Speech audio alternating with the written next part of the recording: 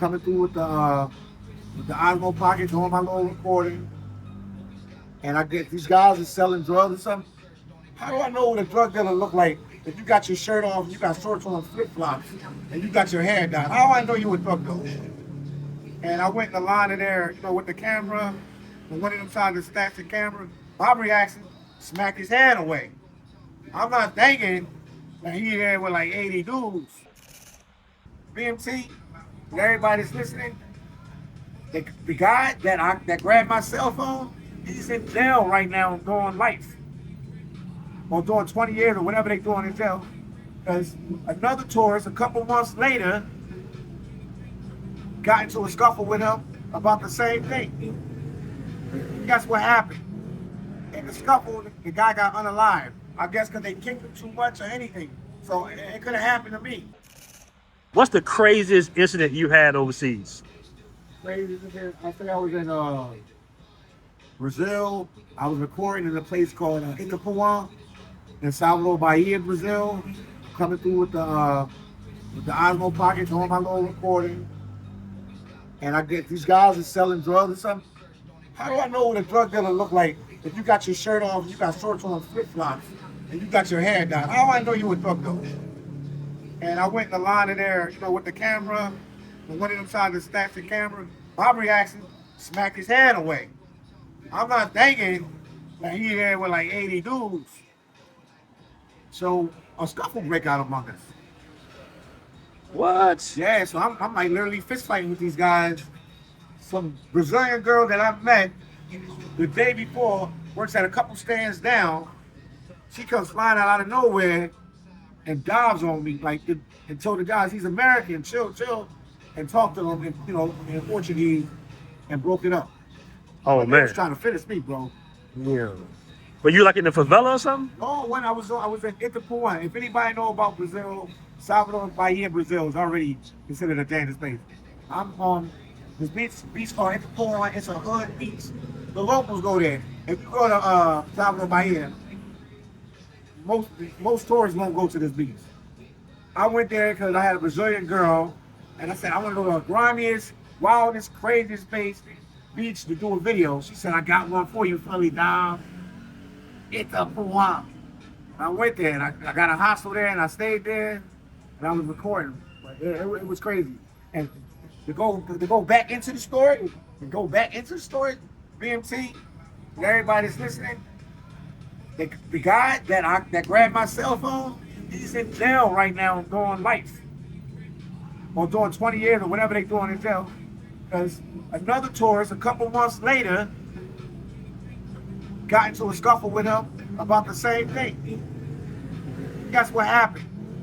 In the scuffle, the guy got unalived. I guess because they kicked him too much or anything. So it could have happened to me.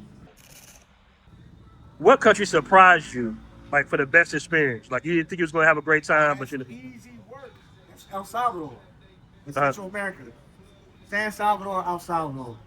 Because you hear on the news, I was going there since like 2018, 2019. And you hear on the news, the way the news portrays El Salvador, I thought it was just gangs, drugs, killing, murders, problems after problems after problem. When I see videos from there, it looks like Haiti. And when I went there, I stayed in San Salvador. And this, what's the neighborhood I stayed in? I stayed in this area called, I can't think, the neighborhood doesn't matter right now. But they had like malls, movie theaters, nice houses, nice restaurants. It was really upscale. It was a real upscale place, man. Okay. So, but what the news say, that's why I tell people don't always listen what the news say or what you read on the internet.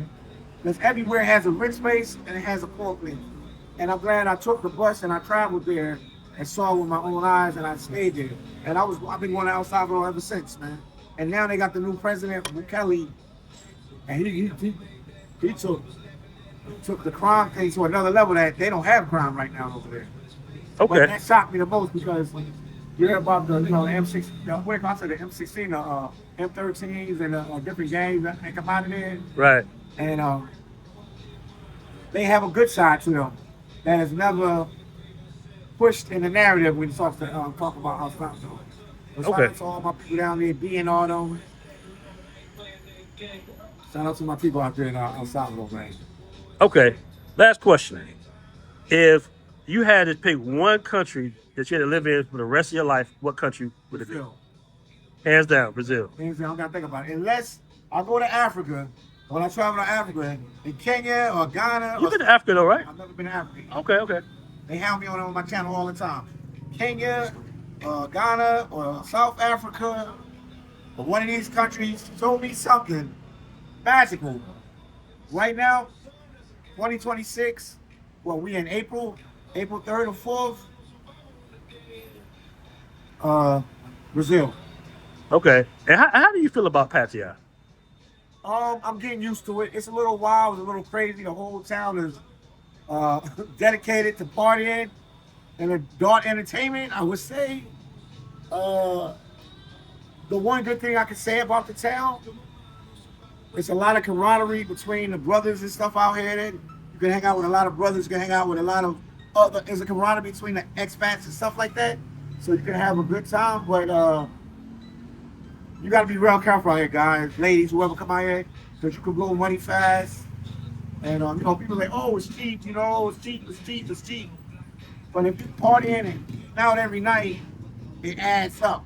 So you just got to be careful out here. But it's growing on me more and more every day. On my channel, I said I didn't really like your town or anything like that. Yeah, I remember. But it's getting better and better every day, And it's definitely helped me out with my YouTube channel. And it's a better vibe.